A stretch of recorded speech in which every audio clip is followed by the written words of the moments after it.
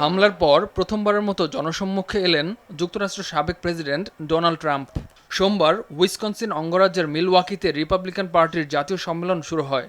এদিন রিপাবলিকান পার্টির জাতীয় সম্মেলনে ডান কানে বড় একটি ব্যান্ডেজ নিয়ে হাজির হন ট্রাম্প।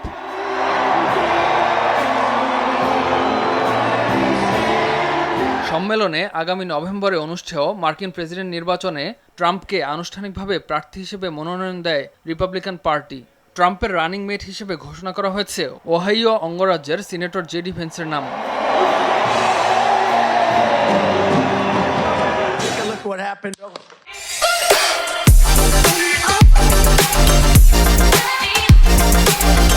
গেল শনিবার পেনসিলভানিয়ায় নির্বাচনী সমাবেশে বক্তব্য দেওয়ার সময় ট্রাম্পকে লক্ষ্য করে গুলি ছোড়েন হামলাকারী।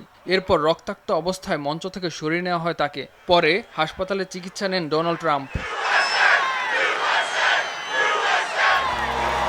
এই ঘটনার পর মিলওয়াকিতে ট্রাম্পের সফর 2 দিন বিলম্বিত করার কথা ভাবা হচ্ছিল, কিন্তু ট্রাম্প সিদ্ধান্ত দেন একজন শুটার বা সম্ভাব্য আততায়ীর জন্য তিনি তার সফরসূচিতে বদল আনবেন না।